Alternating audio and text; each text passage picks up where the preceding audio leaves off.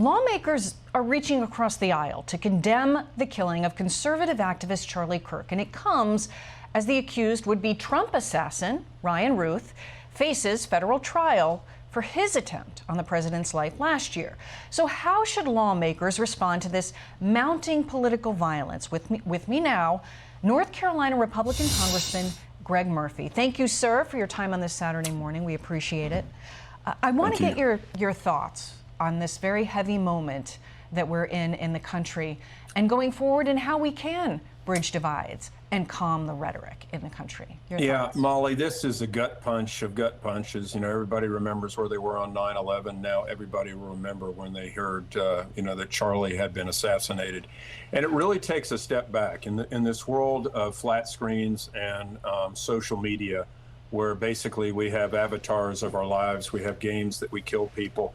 This is a time where humanity needs to stand up. It needs to stand up and say, no, we're not going to be this way. We're not going to act this way. Everybody who disagrees with you is not by definition evil. You can disagree with him. You can be upset with him. You can be, in a very different frame point, but it doesn't mean they're evil. And we've had such increasing racial divide. We've had other divides in our country, and I believe fueled really by mainstream media and by social media, for that matter. We also know that Russia and China are really fomenting a lot of this social media violence. But it's time for, really, I believe a Christ-like moment is to stand up and say, no, we as humanity are better than this. And sadly enough, in Congress, where life is about debate, where it's about me being right and you being wrong, it's a very, very challenging environment for that to happen. But this is where the adults need to come into the room and say, yes, we can disagree, but we don't need to be disagreeable. And God forbid, we don't need to take it to the level of violence. When you talk about social media, you seem to be at least a little bit echoing something that the governor brought into this. Governor Cox out in Utah talked about talking directly to the young people across the country, which is what Charlie Kirk really dedicated his life to, beyond Christ and the family and all of these young people that he brought together in spaces for open dialogue. What would you say to America's youth that have now witnessed this horrific killing going forward? Yeah, Molly, good Lord, I mean, there's nothing more graphic than what happened to him. I wish that networks had just panned off immediately. But sadly enough, when people have been playing these video games where, people die, et cetera, people become immune to them. It's time to put the phones down, and it's time to look up and start actually having human conversations again.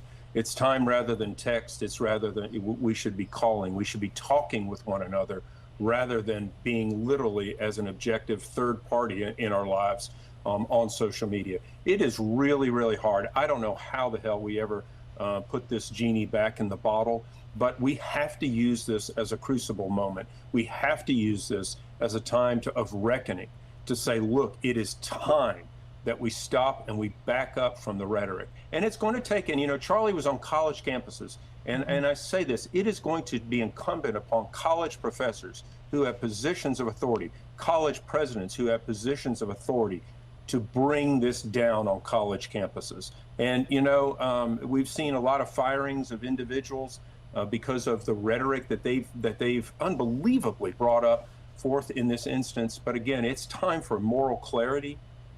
We are better than this as humans. We have learned from this as humans, and we cannot be that Charlie's life was in vain.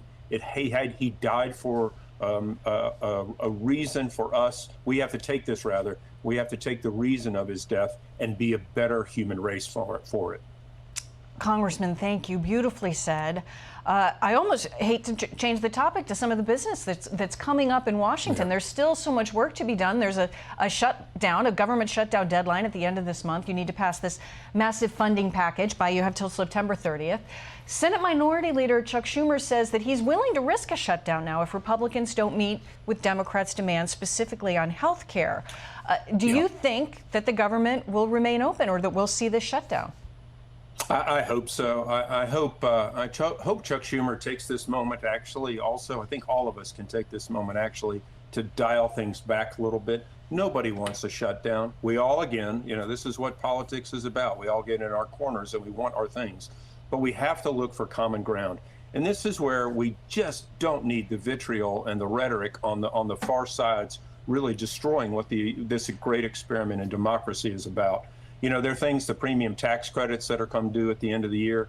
I think there's some middle ground we can find. We can get rid of the fraud and abuse. I think there are some middle grounds. This is what America wants. Yeah, we want to get in our corners and we do want to fight.